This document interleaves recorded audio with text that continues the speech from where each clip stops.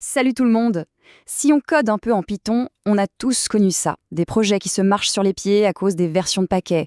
Un vrai casse-tête. Eh bien, aujourd'hui, on va décortiquer la solution pour mettre de l'ordre dans tout ça. Les fameux environnements virtuels.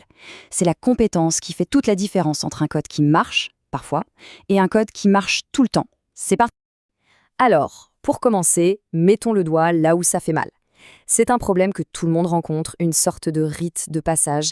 Je veux bien sûr parler du chaos des dépendances. Ok, imaginez un peu le tableau. On a un projet A, il lui faut absolument Django 3.2 pour tourner. Mais juste à côté, on développe un projet B, tout neuf, qui lui réclame la toute dernière version, la 4.2. La question est simple. Comment on fait pour que ces deux-là cohabitent tranquillement sur la même machine? Eh bien, sans la bonne astuce, la réponse est que c'est impossible. C'est aussi simple que ça. Les deux projets vont aller piocher dans la même et unique installation de Python. Donc, si on met à jour Django pour le projet B, paf, on casse le projet A. Et si on revient en arrière, on casse le projet B. C'est un cercle vicieux, la recette garantie pour s'arracher les cheveux. Mais heureusement, il y a une sortie de secours. Une solution qui est même super élégante pour régler ce dilemme. Et c'est là que les environnements virtuels entrent en jeu. Alors, un environnement virtuel, qu'est-ce que c'est au juste? Le plus simple, c'est de l'imaginer comme une bulle protectrice, une sorte de sandbox si on veut. Pour chaque projet Python, on crée sa propre bulle. Et à l'intérieur, il y a tout ce qu'il faut. Une copie de Python, ses propres librairies, ses versions spécifiques, et surtout, ça ne touche absolument pas à ce qui se passe dans les autres bulles. En fait, on pourrait résumer ça de manière super simple. C'est un espace Python privé pour un projet donné. Voilà. Chaque projet a son petit chez-soi, son propre univers, et il ne dérange absolument personne.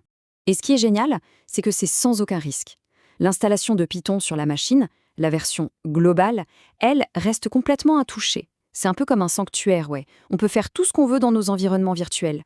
Installer, tester, casser, désinstaller, ça n'aura jamais d'impact sur le système principal. Bon, maintenant qu'on a saisi le concept, la vraie question, c'est pourquoi est-ce que c'est si important? Pourquoi tout le monde dit que c'est une pratique incontournable aujourd'hui? Alors les avantages, ils sont vraiment énormes. D'abord, le plus évident, adieu les conflits de version. Ensuite, ça garde les projets super propres et organisés. Fini d'avoir des tonnes des paquets qui ne servent à rien. Ça facilite aussi énormément le travail en équipe. Et enfin, et ça c'est peut-être le plus important, ça garantit que le projet va tourner de la même façon partout. Sur n'importe quelle machine, sur le serveur, partout. Ok, à cette théorie, on passe à l'action. Concrètement, comment on fait? C'est ce qu'on va voir tout de suite. Et vous allez voir, c'est presque trop simple. On ouvre un terminal, on se place dans le dossier de notre projet et on tape la commande magique python-m ven. Qu'est-ce que ça fait? Ça crée un nouveau dossier qui s'appelle ven par convention et qui contient tout notre environnement virtuel. Étape 2, il faut l'activer. La commande change un tout petit peu si on est sur Mac, Linux ou sur Windows, mais le principe est le même. Et là, comment on sait que c'est bon, qu'on est bien dans l'environnement? C'est simple, le terminal nous le dit. On voit apparaître ce petit venv juste avant le prompt. C'est le signal. À partir de ce moment-là, on est bien dans notre bulle isolée. Maintenant qu'on est dans la bulle, notre outil principal, notre meilleur ami, ça va être pip. C'est le gestionnaire de paquets de Python. C'est avec lui qu'on va installer, mettre à jour, supprimer des librairies. Mais attention, tout ce qu'on fait avec pip maintenant se passe uniquement à l'intérieur de cet environnement activé. Le workflow typique, il se fait en 3 temps. D'abord, on a besoin d'une librairie, disons request. Facile, pip install request. Ensuite, et ça c'est super important, on va lister tout ce qu'on a installé dans un fichier. La commande pip freeze supérieur requirements.txt fait ça pour nous. Et enfin, pourquoi c'est si cool? Parce que n'importe qui peut récupérer le projet, lancer une seule commande, pip install -r requirements.txt, et hop, il aura exactement le même environnement avec les mêmes versions. Ce petit fichier requirements.txt, c'est vraiment la clé de voûte de tout projet collaboratif. C'est la recette exacte pour reconstruire l'environnement de développement. Grâce à lui, on est sûr à 100% que tout le monde dans l'équipe utilise les mêmes outils à la virgule près. Allez, on prend un peu de recul et on regarde la photo d'ensemble. Comment tout ça s'intègre dans le workflow d'un projet pro, du début à la fin.